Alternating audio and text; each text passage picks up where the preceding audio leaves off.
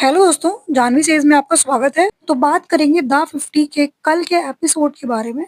तो reality show में मैंने एक बात नोटिस करी है कि आप कितने भी बड़े सेलिब्रिटी हो, आपकी इज्जत दांव पर लगी होती है ना? आपका सब प्रेजेंट, पास्ट, फ्यूचर जो-जो चीज़ें हैं सब निकल के आ जाता है शो पर। तो भाई कोई भी जाए प्रिपेयर होके जाओ भाई, है ना?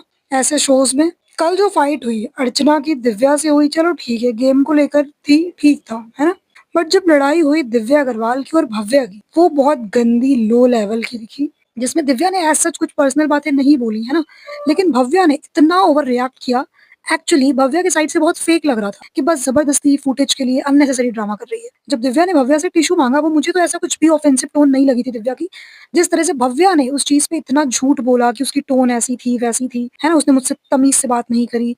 फिर उसके बाद जिस तरह से भव्या ने पर्सनल बातें निकाली वाज डिस्गस्टिंग। नेशनल टेलीविजन पर किसी की पर्सनल बातें निकालना वाज नॉट रिक्वायर्ड। उन्होंने कहा ये अपने पति से अलग रहती है, दिवाली पर इसके घर पर बॉम्ब फूटे थे, जो भी जैसी भी इक्वेशन है, आपको यहाँ टीवी पर बताने की जरूरत क्या? भाई कौन इंटरेस्टेड है दिव्या अग्रवाल की पर्सनल लाइफ में कि उसका पति क्या कर रहा है, वो साथ में रह रहे हैं, नहीं रह रहे हैं, झगड़ा कर रहे हैं, प्यार से रह रहे हैं? भाई कौन इंटरेस्टेड है जानने में?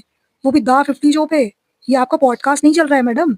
मतलब ऐसा कोई हाई लेवल का प्रोवोकेशन भी नहीं हुआ था दिव्या के साइड से, है ना? या कोई इतनी गंदी लड़ाई हो रही थी कि आप फ्लो फ्लो में बोल के चले गए। ऐसा कुछ था ही नहीं। स्टिल आपको पर्सनल मुद्दा निकालने की जरूरत पड़ी, है ना? मतलब फुटेज की इतनी भूख है आपके अंदर कि आप कुछ भी बकवास बोल दो। Shame on you Bhavya. ऐसे लोगों के ना पॉडकास्ट पर भी नहीं जाना चाहिए किसी को, जो पहले पॉडकास्ट पर बुलाते हैं, पर्सनल क्वेश्चन करते हैं, जब पता चल जाता है फिर उसका तमाशा बनाते हैं पूरे समाज के सामने। Disgusting, pathetic. मतलब गेम के बारे में बात करो ना, अगर दम है तो। बट गेम रिलेटेड टॉपिक है नहीं, है ना? क्योंकि उसके लिए चाहिए दिमाग, उतना दिमाग है नहीं। पर्सनल चीजें उठा लो, है ना?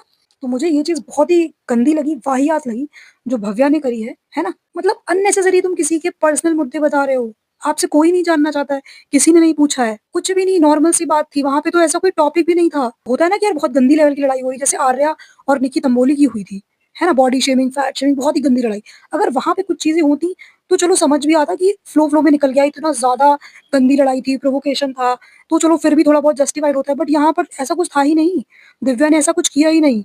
बस मैडम को फुटेज चाहिए, तो फुटेज के लिए उन्होंने इतनी गंद बक डाली। मतलब काहे की दोस्ती तुम्हारी यार? तुम लोग कहते हो कि हम बड़े अच्छे दोस्त थे, ये थे। ऐसे दोस्त होते हैं कि शो में बस जस्ट गेम का थोड़ा सा डिसएग्रीमेंट क्या हो रहा है, तो वहां पे तुम उसकी पर्सनल लाइफ ले आई, जबकि उससे कुछ लेना देना भी नहीं था, और तुम अपने आप को दोस्त कहते हो। ऐसे दोस्त होते हैं। Shame on you. तो भाई देखा जाए तो फुटेज की मारामारी चल रही है शो में, है ना? 50 लोग हैं। अब सबको तो ये चाहकर भी फुटेज दे नहीं पाएंगे एक एपिसोड में, है ना? करण पटेल जो इतने बड़े टेलीविजन के सुपरस्टार माने जाते हैं, वो नहीं दिख रहे हैं कुछ खास। रिधिमा जो इतना बड़ा नाम है ना? और दिख कौन रहा है? मैक्सटन। तो ये है शो, है ना? मैक्सटन को तो मुझे लग रहा है कि कल 4 से 5 मिनट दिखाया है। देखा जाए तो मैक्सटन अभी तक लग रहा था कि बस केवल थप्पड़ की गाथा लेके चालू है ना? थप्पड़ गाथा सुनाने आया, एल्विश एल्विश एल्विश किया जा रहा था, लेकिन कल 4 से 5 मिनट दिखा है बिना एल्विश की बात करे हुए। तो मैक्सटन चल रहा है इस समय शो में। बाकी बात करें तो शिव है, अर्चना है, प्रिंस, खानजादी, मतलब इन लोग को हैट्स ऑफ। ये लोग दिख रहे हैं, मतलब इतने बड़े जो सुपरस्टार हैं टेलीविजन के, वो नहीं दिख रहे हैं एपिसोड में, और ये लोग दिख रहे हैं, तो बड़ी बात है ना? और ये लोग जेन्युइनली एफर्ट्स डाल रहे हैं। मैंने देखा शिव है, प्रिंस है, खानजादी है, अर्चना है, मतलब ये लोग जेन्युइन एफर्ट्स डालते हुए दिख रहे हैं। भाई 1 घंटे का एपिसोड है, 50 लोग हैं, तो उसमें जो सो कॉल्ड हीरो हैं, इवन पेड एक्टर हैं, उनको पेमेंट मिल रहा है, वो नहीं दिख रहे हैं जितना ये लोग दिख रहे हैं।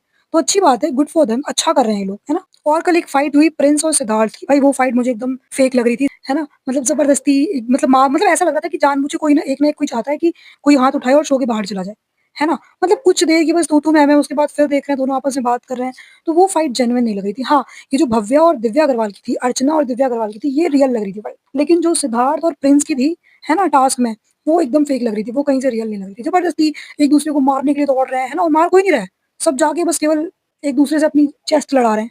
कोई जेन्युइन फाइट नहीं थी, इनकी सब ऐसे ही थी, ड्रामा था, है ना? नेहल का भी ड्रामा कल फालतू का चालू था, है ना? भव्या और दिव्या की बहस हो रही है, वो उसमें बिग बॉस की तरह, जैसे उसमें भी मुद्दा इसका होता नहीं था, बीच में आके कूद जाना था, तो कल भी अभी मत करो, बाद में कर लेना, अभी मत बोलो, अभी क्यों भाई, चलने दो। तो नेहल का हमेशा से यही है, उसका अपना, अपने को जैसे उसको लगता है ना कि उसकी फुटेज थोड़ी सी डाउन हो रही है, तो वो दूसरे को भी शांत कराती है कि कहीं ये ना हमसे ज्यादा दिख जाए। तो नेहल का ये हमेशा से है। वो कल जबरदस्ती रजत पे चिल्ला रही थी। भाई अगर तुम्हें इतना टास्क में पार्टिसिपेट करने की चुल थी, तो तुम खड़ी रहती ना वहां पे, जिसको मन करता हट जाता, तुम क्यों हट गई? भाई इन लड़कियों का कल ऐसा हिपोक्रेसी दिखी है कि कोई लड़की नहीं खेलना चाह रही थी इस, मतलब कुछ 2-4 लड़कियों को छोड़ के जो जेन्युइनली खेलना चाहती, है ना? बाकी सारी लड़कों को ही भेज रही थी, क्योंकि उसमें बल और बुद्धि का यूज़ करना था।